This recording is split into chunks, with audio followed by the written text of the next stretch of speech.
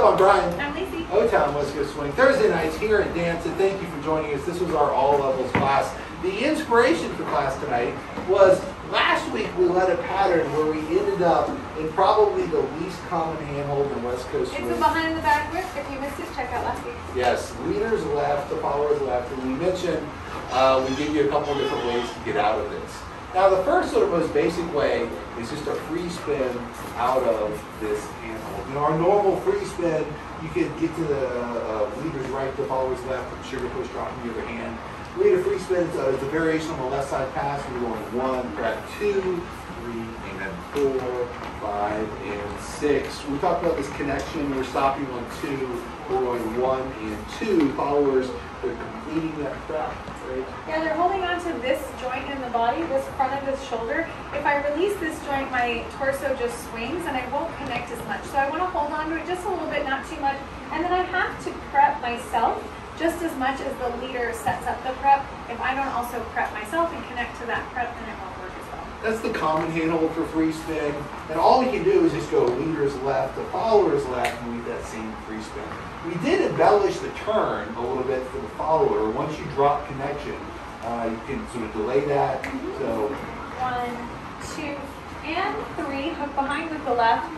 4, complete the weight transfer to the left. I look over my left shoulder just to continue rotation and to find my leader. And then I can just walk it out 5, 6. Leaders, we could do our standard footwork, or we could go 3 and 4 and 5 and 6. End up in this cross position, right leg handhold. Once you drop connection, those variations are not led. They're styling things you can do. They also don't affect your partner. So that was sort of our most basic way to get out of this handhold. A little bit fancier way would be to do a whip from here. A standard whip. By standard whip, I mean follower is rotating to their right. We have to do something with this hand once we lead our J lead, and we're just going to end up draping it over the head. So standard footwork for the leaders, we're going 1, 2, 3, and 4. And from here, this is just a basic whip, right?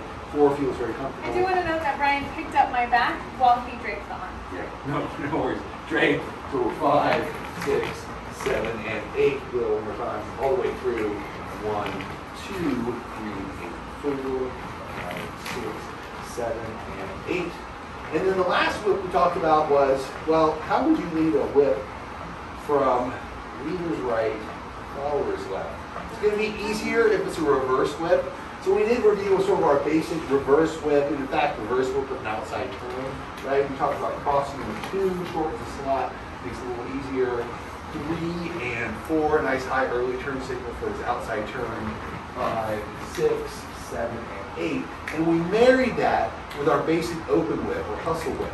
We also talked about on that hustle whip, I'm crossing on 2, but I'm also taking a bigger step to make up some of the difference in the length of the slot, so the follower doesn't have to make up all that difference if we're ending up in this open position.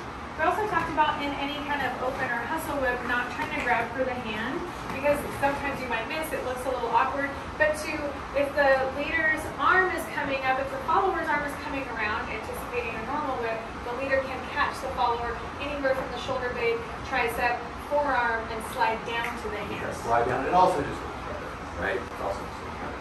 So we try to marry those together, that reverse whip and outside turn, combined with that hustle whip from this handhold. What we end up with is 1 up 2, 3 and 4, 5. I'm also going to do a variation with step 6 and 7 and 8. We do that facing the other way.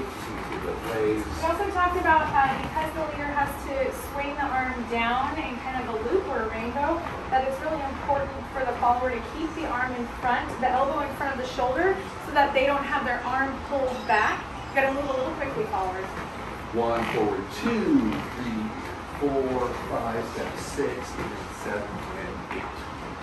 All right. Thank you guys for coming. Check us out on YouTube, Instagram, Facebook. O-Town West Coast Swing.